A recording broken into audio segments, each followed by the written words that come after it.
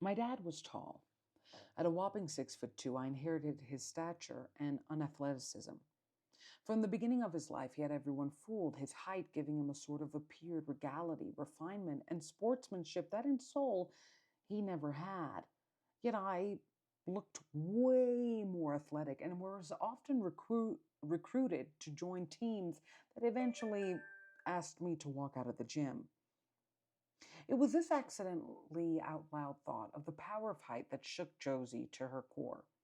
Sometimes I get in my head and forget that I'm actually in front of a fully human being expecting a flowing conversation. I was drifting off into a sort of murder mystery up in my head when Josie said, "Hello." Sorry, I said as if waking from a haze. What were you thinking about? Height, I replied. She laughed. Height? What about it? Well, how we let men get away with things because they're tall.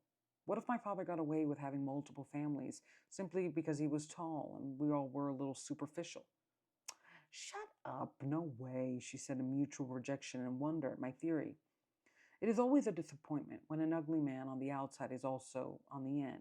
We judge him for not trying to compensate for his lack of features or desirable height, as if to say if you cannot get past 5'2", then you shouldn't be making anyone boo hoo. My father understood the power of appearance, which is why he could be so dangerous. He never buried secrets, he buried people, and those people were the ones that knew inside he was as ugly as you can get. It is why sometimes I feel brave because I also feel endangered. My dad would destroy anyone brave enough to reveal he was ugly, that the pretty image was really an image, which is why his abuse sometimes hurt. It hurt my ego as much as my soul. He never feared me because, in height, both figuratively and financially, he felt above.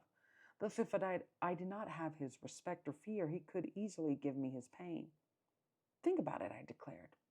Is Jacob Elordi talented or king sized? I think he's talented, said Josie, but he is tall. So you're saying he's not that talented, but his height is so endearing that we ignore looking in because we want to look up?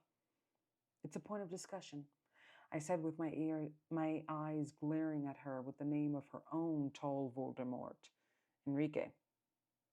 There's always the first love, and then there's always that toxic love of which both can be passionately and separately missed, or even the same person. For Jose, Enrique was the toxic one that got away. At 6'5", he nearly towered over half of Mexico. He was proud of his raza, his brown skin, and long, black, luscious locks. He had enough childhood trauma and political literature in him to veil through verbosity that he was just an asshole, with wounds he refused to heal. Like my dad, these were men that used social justice, even in studying law, to veil that they were just big kids that wanted to commit crimes and dry women up in some ghostly vendetta against their own mommy issues. For all that Enrique studied international relations, he had no problem stealing a bike to get to the course, but he made sure it was a wealthy white man's bike for what he claimed were reparations. Josie was enthralled by him because when you love somebody, what is obnoxious about them is just funny. What is cruel is just honest, and what is shady is just another test of your commitment slash forgiveness capabilities. Yet, for however much Josie swore she fell for his heart, at the end of the day, she broke up with him because he lacked it, of which she got a new girl by the end of that breakup, which we pretty much confirmed he was probably nodaling and cheating on her. Yet, when she talked about missing him, whether she realized it or not, she missed his body. The beauty and bigness of his male form towering over her as if it was going to protect her and not accidentally use her credit card trying to buy studio equipment. For her, my insinuation was that women would chide their men to help sustain a relationship for as stupid a reason as he's tall. I loved Enrique D'Andra, she affirmed. He was a lot, but he had passion, and damn, the sex was good. I'm not judging you beyond body, but where was the passion in him personally? Because he made you cry a lot. What is wrong with saying that in a world where men, in whatever shape, face, or form, can make you cry, that you choose the tall one to make you cry for a while? I mean, who does not choose misery sometimes for company? I declared, like I was my own lawyer stating my case. Josie felt confused by what I was telling her because it felt like a reason to judge herself if she recognized it's true. Yet, if she defined it fully, it became a reason to judge me. And technically, I was just in my head. She asked to join me. Yet, if she denied it fully, sorry. Let's heal, let's discuss. So, we kind of had like this little spat because I think as women, it's not necessarily easy to say that we can be as superficial as men, particularly because male superficiality has systemic consequences. You could not be hired because you're not pretty enough. You can be. I think one of the marvels of me being a woman, particularly a BIPOC woman, is how much people will go out of their way, random people, strangers, random instances, to say that I just don't aesthetically or systemically fit their beauty standards or what they define as human or proper behavior for whatever insert race, ethnicity, age, whatever thing they give me, right? Whatever box that they've checked for me rather than me checking or asking me. And it's one of those, oh, okay, well, no, I am not Middle Eastern. And no, but you still can't call me that. It's just this weird, I think the randomness of prejudice or the weird banality of negative opinions we toss towards people because we think we can toss it at them and we think we can tell them will always fascinate me. And I think because women face that so much, they don't want to say that maybe I dated this toxic a-hole for way too long because he was incredibly tall and good looking. And, I used all these elements of him. He was obnoxious. And I called it fun. And he was obnoxious. And he was fun, but, certainly wasn't worth the tears. He was very unfiltered. And for Josie, that he's just an honest guy. And I'm like, hold a little grace. Stop judging everyone and not by chance all the women in the room, right? But he was handsome and he was, I think, let's call a spade a spade. I think she exoticized him a little bit. He just was this like Aztec god. And men exoticize women too. Josie's pretty and she's feisty and she's sexy and cool and she owns her sexiness in a way that I think endears men, but endears them in the way of like, let me tame your wild.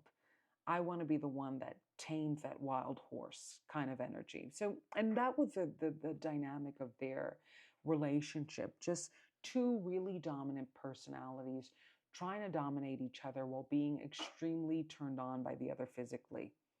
And I don't think Josie ever felt as physically attracted or like she ever had a partner that was as physically igniting as she has been deemed in a lot of relationships. A lot of, you go to her exes, they'll all say she was sexy and she was gorgeous and she was free sexually in a way that was really beautiful and attractive to them. And Enrique just, there was this haziness over him because of his handsomeness that I think because of how badly they ended and the amount of pain that was that relationship, Josie just will not acknowledge that there was a level of superficiality and exoticizing on her end to tolerate his BS. She just won't say it. Especially because if you're Latina, you're BIPOC. Like, I'm not racially exoticizing anyone. That's what I go through. And it's like, of course you could do it. What again, that damn mentality of if I'm traumatized, of course I'm not traumatizing. If I've been caused pain, of course I don't cause it. What? Who made that rule? It's the fact that you've even gone through pain that might make you a likely risk of causing it to someone else. Hello. Heal yourselves, people. And we got in a little spat, and two opinionated women. And but it's something that I always thought about in my dad. My dad looked elegant. And it's very easy, especially when you're talking about your own abuser, to kind of ugly them because you go through enough abuse. They do start to look ugly, and they almost start to look misshapen when you relive them in your head. But the truth is, to a lot of people, my dad was just universally handsome. He was, across races and genders and sexuality, he was a good looking guy. And I really do feel, especially because I I spoke about it in a prior episode, predators have the tendency to only use women. They don't call a fellow guy when they're in trouble. They call their mom, their sister, their whether or not they even have men in their life, they always call women to help them resolve issues. And when my father was disbarred, my mother was talking about how one of his female lawyers really came in on the ninth inning to save him. And most of the time, my father was saved from a situation he put himself into. He was saved by a woman, like he was never saved by men. He called women when he was in need, and they helped. They always showed up. And that was the tragedy, right? Because he would erase them or abuse them or put them in a scenario that made them feel that way. And I, when my father would walk in the room, and I think I said this in a prior episode, he was just so instantly charming and so instantly attractive. And so he just had this magnetic pull that if you actually got to know him, you would know, oh, we're in a danger zone.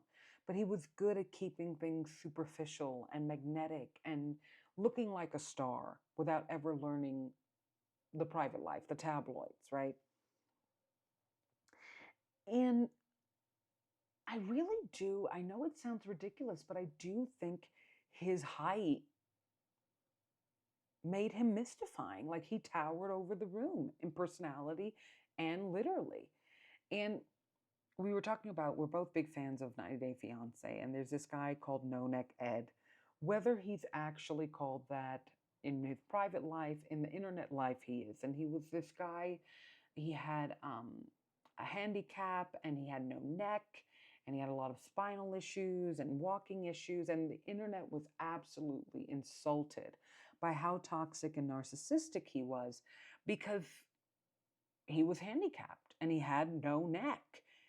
And there was this almost, I remember, like, I just love reading the tweets and the comments on episodes. And there was this episode where he was cheating on this Thai girl that at first there was obviously this overarching feeling. Clearly, she's using him for money. And clearly, he's using her because she's young and beautiful. And clearly, they're using each other. And their dynamic was very kind of, who's really going to win? Who's really going to dominate each other? Who's really going to get the most out of this dynamic? Because the thing about Ed that was so, the internet was shocked, was that he wasn't humble, despite the fact that he was deemed ugly, despite the fact that he was handicapped. And these were the things that the internet was gluing onto him. And it was like, I know this sounds strange, but my mentality was, he is who he is. Like, how you aesthetically judge somebody, whether they are the most gorgeous tall guy or no neck Ed, who he is inside matters. And he could be ugly and beautiful. Sometimes the book does match the cover, sometimes it doesn't, right? And I always remember that moment, and we were talking about it, kind of this, if you're deemed ugly, you're kind of almost demanded to compensate with this great personality and this fantastic mind. And that's certainly a dynamic I felt I had a lot in my life. This kind of, because my father was so obsessed with pigifying women. I call it pigifying, and there's an episode about it. Kind of I knew he was mad at a woman in his life or felt failed by them when he started talking about their weight, when he started talking about their noses, when he started talking about their features and how they just got uglier all of a sudden. And it's something that I definitely noted when he would talk about his black family members and children, this kind of like, you guys got ugly, you know, mentality. And it's something he did to me a lot of, if I'm not pleased with you spiritually as a woman, I'm going to physically displease you. Like, you're going to become the ugliest thing to move. And what I feel is, and maybe it's a long ramble to get to the point, I do think pretty does get away. There is such a thing as pretty privilege. But being deemed ugly on the outside does not mean that you have to be gorgeous on the inside. And what I think it does ultimately is that it blocks our intuition. There were red flags to Enrique, as much as me and my mother were talking about my dad, and she was like, there were red flags to him. I'll admit it now. Particularly in terms of sexuality and things like that, that she was saying, I doubted, but I just thought maybe he's metro. And she said that to me, and I'm like, okay. But again, the superficiality of, I'm going to ignore spiritual things that are off because I'm going to say that the book has to match the cover. The personality has to match, the character has to match the appearance. And it's a blockage of intuition. And I told her I really do think she stayed with him for a little bit too long and even got with him because he looked great.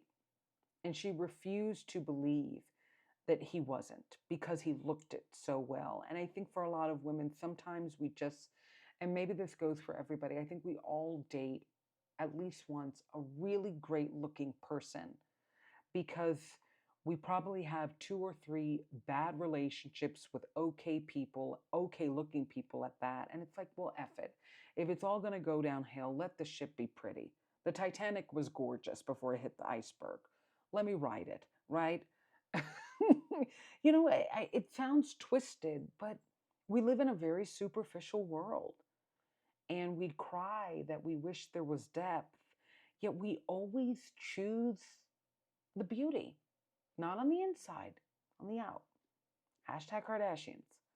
So check out daddyrecovery.com. Check out theandrewreviews.all.com and check out Hardin on all music platforms. Love ya.